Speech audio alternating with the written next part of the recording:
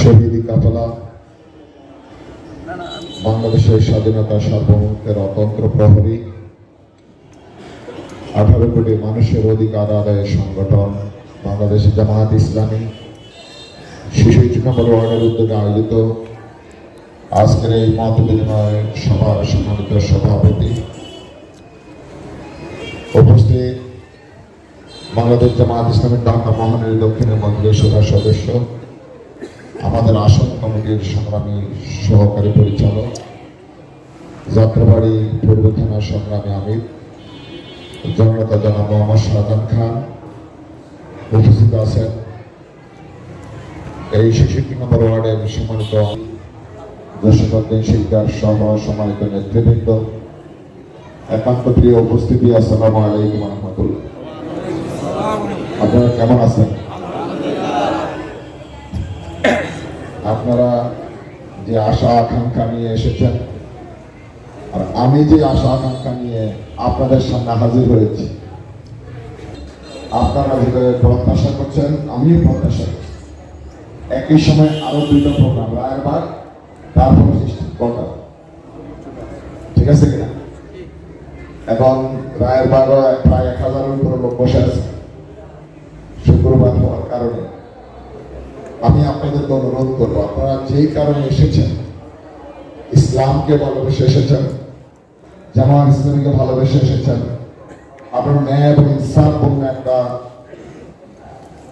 বাংলাদেশের পরিবর্তনের স্বপ্ন নিয়ে আপনারা এসেছেন। এই কাজটি করতে হলে আপনাদের মতামত, আপনাদের পরামর্শ এখানে অত্যন্ত গুরুত্বপূর্ণ।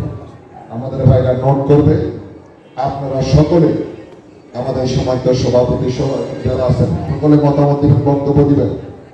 আপনাদের মতামত, আপনাদের বক্তব্য, সকলের বক্তব্য শেষ হওয়ার পরে আপনারা যাবেন।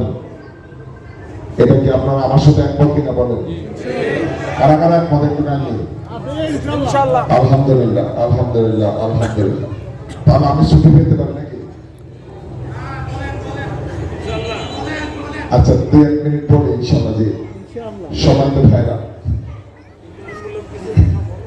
আমরা এখানে যারা এসেছি, এখানে যারা আপনারা আমরা মিলে 2024 সালের বাংলাদেশ আর 2025 সালের বাংলাদেশ কি এক? 24 সালের 5 আগস্টের পূর্বের বাংলাদেশ আর 5 আগস্টের পরের বাংলাদেশ কি এক? এতটুকু আপনারা খুশি হয়ে গেলেন? কারণ আগে এইভাবে সমাবেশ, এই যে জামাত ইসলামের ব্যানার দিয়ে মাথায় টুপি দিয়ে এভাবে সমাবেশ করতে গত 17 বছর কি পেরেছেন আপনারা? আলহামদুলিল্লাহ।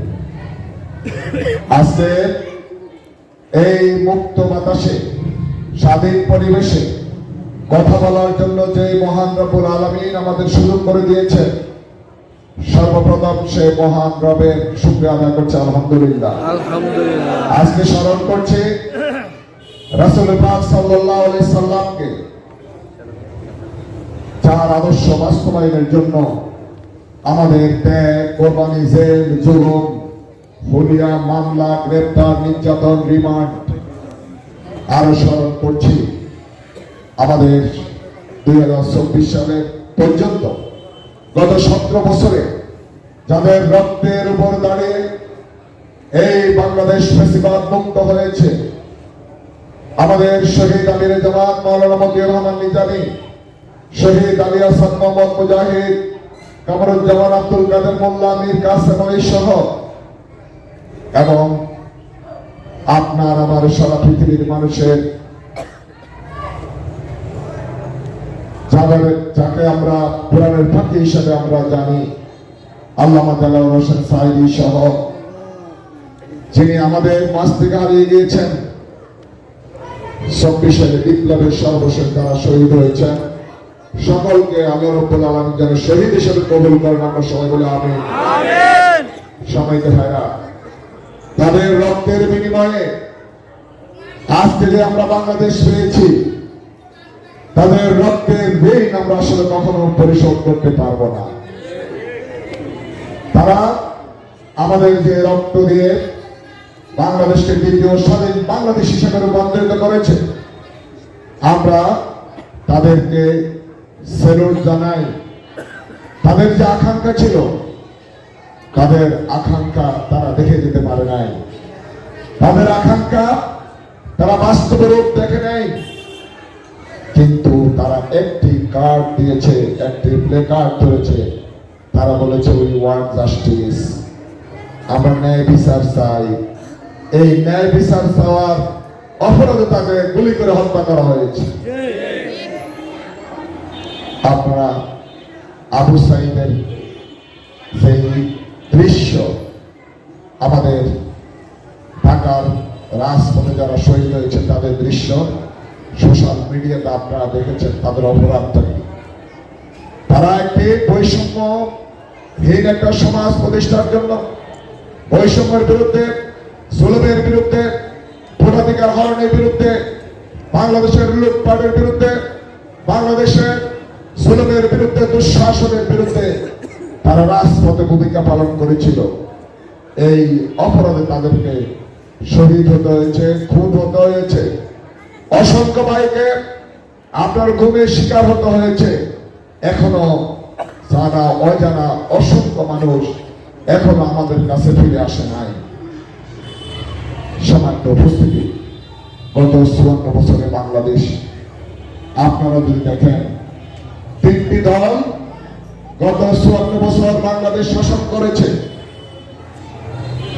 বাংলাদেশ যে উদ্দেশ্যে, যে লক্ষ্যে বাংলাদেশ স্বাধীন হয়েছিল, বাংলাদেশ স্বাধীন হয়েছে গণতন্ত্র প্রতিষ্ঠার জন্য, বাংলাদেশ স্বাধীন হয়েছে মানুষের অর্থনৈতিক মুক্তি নিশ্চিত করার জন্য, বাংলাদেশ স্বাধীন হয়েছে বৈষম্য দূর করার জন্য, মানবিক আত্মমর্যাদা সম্পন্ন উন্নয়ন অগ্রগতিতে একটি সমৃদ্ধ বাংলাদেশ গঠন করার জন্য বাংলাদেশ প্রতিষ্ঠিত হয়েছিল, স্বাধীন হয়েছিল। কিন্তু গত ৫৪ বছরে আমরা কি বাংলাদেশের স্বাধীনতার স্বাদ আমরা কি পেয়েছি?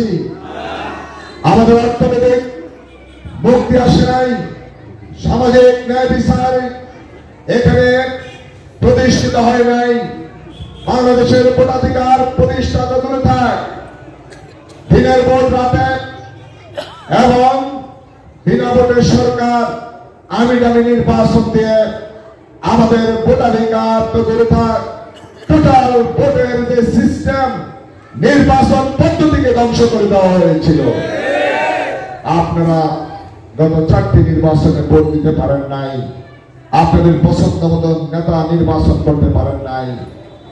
তাদের লক্ষ্য ছিল আপনার একদলীয় শাসনের মাধ্যমে তারা কিয়ামত পর্যন্ত তারা ক্ষমতায় থাকবে, এবং সেইভাবে তারা সংবিধান পরিবর্তন করেছে।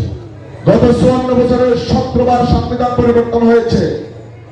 যেই তিনটি দল ক্ষমতায় ছিল তারা ১৭ বার সংবিধান পরিবর্তন করেছে, মানুষের ভাগ্যের পরিবর্তন করতে পারে নাই।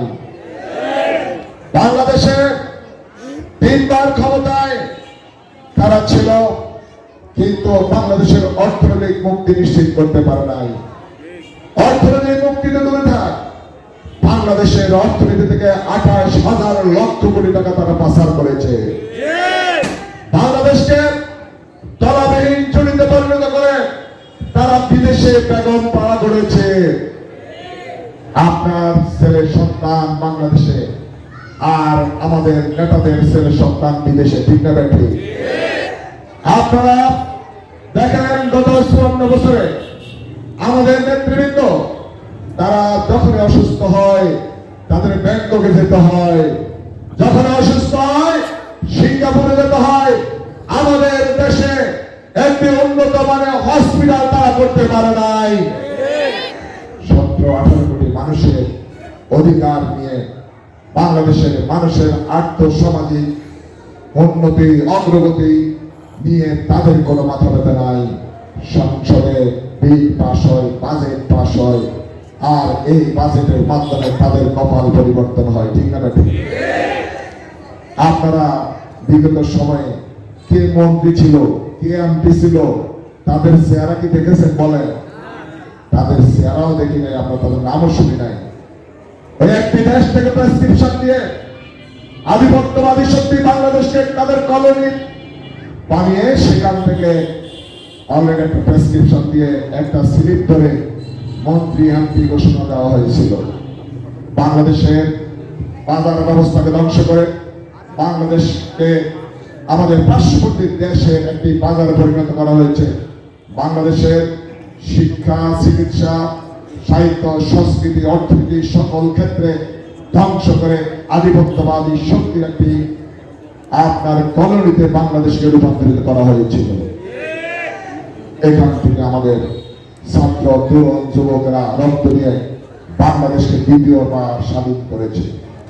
সম্মানিত ভাইরা, এই বাংলাদেশ স্বাধীন থাকবে কি থাকবে না, ন্যায় ইনসাফ প্রতিষ্ঠা হবে কি হবে না, আপনাদের অধিকার ফিরে পাবেন কি পাবেন না, বাংলাদেশের গণতান্ত্রিক ধারা অব্যাহত থাকবে কি থাকবে না, এই জাজমেন্ট, এই বিচার, এই ফয়সালা করার একটি উপযুক্ত সময় এসেছে।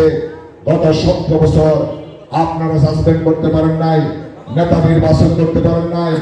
বাংলাদেশ উন্নতির দিকে যাবে নাকি বাংলাদেশ পিছনের দিকে যাবে? বাংলাদেশ কি অন্ধকারে থাকবে নাকি বাংলাদেশ আলোর দিকে আসবে? এই সিদ্ধান্ত আপনার ছিল না। 2026 সালে যে নির্বাচন আসছে, এই নির্বাচনের মাধ্যমে আপনার মতামত দেওয়ার মাধ্যমে আপনার আমানত যথাস্থানে যথাযথ ব্যক্তি, আদর্শ ব্যক্তি, সৎ ব্যক্তির মাধ্যমে নির্বাচন করার মাধ্যমে আপনার মতামত দেওয়ার এক মহান সুযোগ এসেছে। এই সুযোগকে যদি আপনারা হেলায় ফেলায় যদি কাজে না লাগান, এই সুযোগের যদি যথাযথ মর্যাদা না দেন, এই সুযোগকে যদি আপনারা গ্রহণ না করেন, 17 বছর জীবন অন্ধকারে ছিলেন, আপনাদের স্বাধীনতা ছিল না, আপনাদের অর্থনৈতিক মুক্তি ছিল না, গুম খুন একটি অন্ধকার লাখ হলে যে বাংলাদেশ ছিল, সেই বাংলাদেশ আপনারা সেই অন্ধকারের দিকে ফেলে দিবেন নাকি বাংলাদেশ আলোর দিকে আসবে, এই সিদ্ধান্ত 2026 সালের নির্বাচন মাধ্যমে হবে। বাংলাদেশ যে অবস্থা আছে আরো উন্নত হোক, অগ্রগতি হোক, ন্যায় ইনসাফপূর্ণ একটি বাংলাদেশ গঠন হোক, এটাই তো আমাদের প্রত্যাশা। কি বলেন আপনারা? আমরা সেই প্রত্যাশা এবং প্রাপ্তি নিশ্চিত করতে হলে আপনাদের আমি আবেদন করব, আপনাদের কাছে নিবেদন করব, আপনারা আর কখনো অন্ধকার দিকে ফিরে যাবেন না। এই অন্ধকার যেখান থেকে আপনারা এসেছেন, আপনার যাত্রাবাড়ি কেন্দ্র আমাদের এই অঞ্চলে আমাদের তরুণ ছাত্র যুবকরা রক্তের বিনিময়ে, তাদের স্যাক্রিফাইসের বিনিময়ে হাজার হাজার নেতা কর্মী জেল, গুম খুনের মাধ্যমে আমরা যে এই বিপ্লব, গণবিপ্লব সংগঠিত করেছিলাম, সেই বিপ্লবকে নিশ্চিত করতে হলে, সমুন্নত করতে হলে, স্থায়ী করতে হলে, ছাত্র তরুণদের রক্তের মর্যাদা দিতে হলে আপনাকে ন্যায় এবং ইনসাফপূর্ণ একটি সরকার গঠন করতে হবে। কি বলেন? সেই সরকার গঠন করতে হলে যিনি চাঁদাবাজি করেন, যিনি টেন্ডারবাজি করেন, যিনি সন্ত্রাস করেন, যিনি মাদক ব্যবসা করেন, যার মাদকের সাথে সম্পর্ক, এই ধরনের ব্যক্তি যদি এখানে নির্বাচিত হয়, তাহলে আপনাদের ভাগ্যের পরিবর্তন কি হবে? ভাগ্যের পরিবর্তন যদি করতে হয়, আল্লাহ বলছেন এই কোরআন তোমাদের উপর নাযিল করেছে, এই কারণে নাযিল করে নিতে তুমি হতভাগা হবে, তুমি বিপদে পড়বে, তুমি দুর্দশাগ্রস্ত হবে। তার মানে হচ্ছে কোরআন এসেছে আপনার ভাগ্যের পরিবর্তনের জন্য, কোরআন এসেছে আপনার মুক্তির জন্য, কোরআন এসেছে সকল সমস্যা সমাধানের জন্য, কোরআন এসেছে আপনার হেদায়েতের জন্য, কোরআন এসেছে উন্নয়নের জন্য, কোরআন এসেছে উন্নতির জন্য, কোরআন এসেছে চাঁদাবাজি বন্ধ করার জন্য, কোরআন এসেছে সন্ত্রাস, খুন, ডাকাতি, রাহাজানি, ছিনতাই বন্ধ করার জন্য। আপনারা কি এই সকল অপরাধ মুক্ত একটি সমাজ চান? এই সমাজ যদি পেতে হয়, আপনার আকাঙ্ক্ষা করলে হবে না। মুয়াজ্জিন আযান দেন, মুয়াজ্জিন আযান শুনে হাইয়া আলাস সালাহ, হাইয়া আলাল ফালাহ কল্যাণের দিকে আসো, সালাতের দিকে আসো। কিন্তু যদি আপনারা মুয়াজ্জিনের ডাকে সাড়া না দিয়ে মসজিদে যদি নামাজ না আদায় করেন, তাহলে এই মুয়াজ্জিনের আযানকে, ডাককে কি মর্যাদা দেওয়া হলো? আমি আপনাদেরকে একজন মুয়াজ্জিন হিসেবে আপনাদের আহ্বান করব, আমরা এই বাংলাদেশ, বৈষম্যহীন বাংলাদেশ থেকে ন্যায় এবং ইনসাফের বাংলাদেশের দিকে আসতে চাই। আপনাদের কল্যাণ নিশ্চিত করতে চাই। আপনাদের অতীতের রাজনীতি, পুরনোর বস্তাবদা রাজনীতি পিছনে ফেলে নতুন সম্প্রীতি, আন্তরিকতা, ভালোবাসা, মানবতা এবং মানবাধিকার প্রতিষ্ঠিত করার মাধ্যমে, সব যোগ্য নেতৃত্ব প্রতিষ্ঠার মাধ্যমে ধর্ম বর্ণ নির্বিশেষে সকল মানুষের অধিকার নিশ্চিত করার জন্য আমরা দাঁড়িপাল্লাকে বিপুল ভোটে বিজয় করতে হবে। সম্মানিত ভাইরা, আমাদের দুইজন মন্ত্রী ছিল, আমি কথা শেষ করছি। আমাদের দুইজন মন্ত্রী 3টি মন্ত্রণালয় পরিচালনা করেছে। আপনারা জানেন, বাংলাদেশের ইতিহাস ব্রেক করে এই দুইজন মন্ত্রী 1 টাকারও দুর্নীতি করে নাই, স্বজনপ্রীতি করে নাই। তাদের বিরুদ্ধে বিগত আওয়ামী সরকার সম্পূর্ণ 100% সকল গোয়েন্দা সংস্থা দিয়ে তন্ন করে তাদের বিরুদ্ধে তদন্ত করেছে। 1 টাকারও তাদের দুর্নীতি পায় নাই। ঠিক না বেঠিক? তাহলে এই ধরনের নেতৃত্ব যদি আমরা যদি আগামীতে যদি নির্বাচিত করতে পারি, তাহলে পরে এই দেশের দুর্নীতি বন্ধ হবে, ঘুষ বন্ধ হবে, আপনার সকল ক্ষেত্রে উন্নতি এবং অধিকার নিশ্চিত হবে। সম্মানিত ভাইরা, তাই আসুন দেশ জাতির মুক্তির জন্য আমাদের অবহেলিত ড্যামরা যাত্রাবাড়ি এই অঞ্চলকে একটি সমৃদ্ধির জায়গায় নিতে হলে এখানে হসপিটাল নেই, সরকারি কলেজ নেই, রাস্তা জলাবদ্ধতা এবং পয় নিষ্কাশন সমস্যা, মাদক, ইফটিজিং, কিশোর গ্যাং, গ্যাসের সমস্যা, যত সমস্যা আছে সকল সমস্যা সমাধান যিনি করবেন তাকে মানবিক হতে হবে, তাকে উদ্যোগী হতে হবে, তাকে পরিশ্রমী হতে হবে, তাকে ত্যাগী হতে হবে, তাকে শিক্ষিত হতে হবে, তাকে সৎ হতে হবে। ঠিক না ব্যক্তি? তাহলে আপনাদের কাঙ্ক্ষিত সেই ব্যক্তির যদি কামারোশন হয়, আমি আপনাদের কাছে আবেদন করব, আমার থেকেও যদি উচ্চ শিক্ষিত কোনো ব্যক্তিকে পান, ত্যাগী কোনো ব্যক্তি পান, সৎ কোনো ব্যক্তি পান, আপনি তাকে ভোট দিবেন। আমার কোনো যায় আসে না। একটি কথা বলবো, বিগত সময়ে কারা জেলে গিয়েছে, কারা আপনাদের অধিকারের জন্য কথা বলেছে, সেই বিষয়টা আপনারা বিবেচনা রাখবেন। সম্মানিত ভাইরা, তাই আসুন আপনাদের অধিকার আপনারা বুঝে নিন, আপনারা নতুন বাংলাদেশ বুঝে নিন। কে আপনাকে অধিকার বুঝে দিবে, কে আপনার অধিকার তসরুপ করবে, কে আপনার এই আমানত যথাযথ সংরক্ষণ করবে, আপনাদের বিবেকের কাছে সেই কথা রেখে দিলাম। আমি কথা না বাড়িয়ে আপনাদের কাছ থেকে বিদায় নিচ্ছি। আমার জন্য কাজ করে দোয়া করবেন। আমি আপনার এই 66 নম্বর ওয়ার্ডের ভোটার, আমি আপনাদের প্রতিবেশী, আমি আপনার ভাই, আমি আপনার ছোট ভাই, কারো বড় ভাই। এই অঞ্চলের আমি 66 নম্বর ওয়ার্ডের একজন বাসিন্দা হিসেবে আমার অনুরোধ, আপনারা দল মত নির্বিশেষে এই অঞ্চলকে নতুন ভাবে গড়ে তুলতে হলে, নতুন স্বপ্ন বাস্তবায়ন করতে হলে, নতুন দিগন্ত উন্মোচন করতে হলে, আমাদের স্বপ্নের বাংলাদেশ গড়ে তুলতে হলে আপনাদের সঠিক সিদ্ধান্ত এবং রায় দিবেন, সেই প্রত্যাশা রেখে শেষ করছি। আমার তৌফিকুল্লাহ। আসসালামু আলাইকুম ওয়া রাহমাতুল্লাহি ওয়া বারাকাতুহু।